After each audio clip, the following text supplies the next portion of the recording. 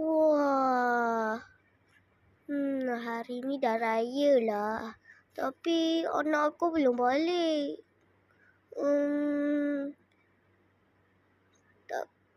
Aku duduk dululah.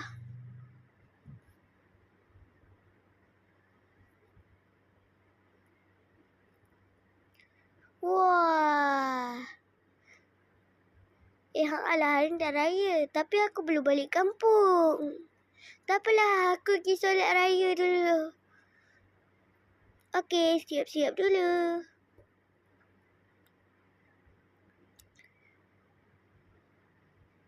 Okey, jom pergi.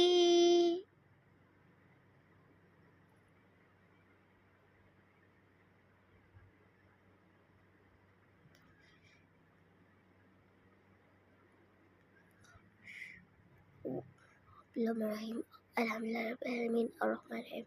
Malik yaumiddin. Iyyaka na'budu wa iyyaka nasta'in. Ihdinas siratal mustaqim. Okeylah, aku pergi balik kampung dulu. Tak sabar nak jumpa ayah. Time dalam perjalanan.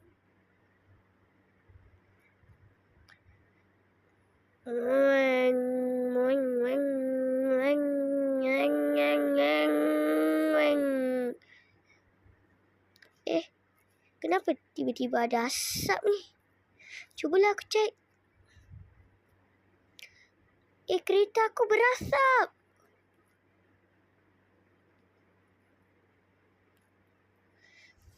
Kenapa aku rasa macam tak sedap hati Cubalah aku tengok.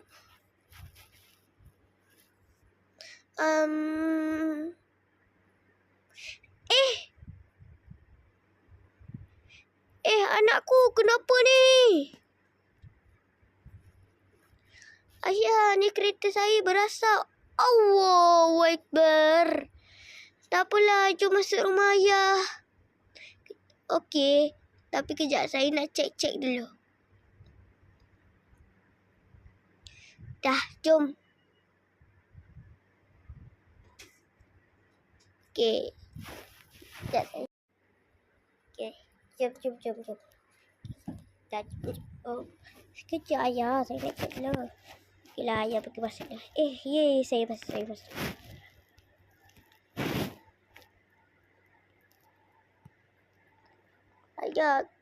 Ayah, kat rumah ni ada kopi tak?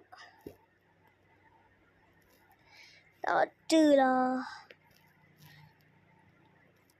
Jomlah tengok apa-apa. Tengok apa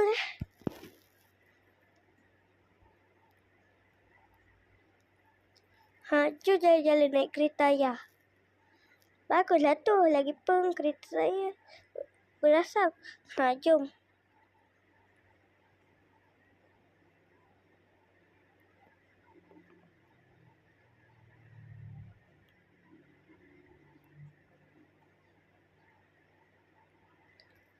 Okey. Lah. Ayah lupa. Ayah tak ada kereta. Ayah ada motor je. Tak apalah ayah. Kalau macam tu kamu bawa motor ayah. Ayah kan dah tua. Okey. Jom. Dan begitulah ceritanya.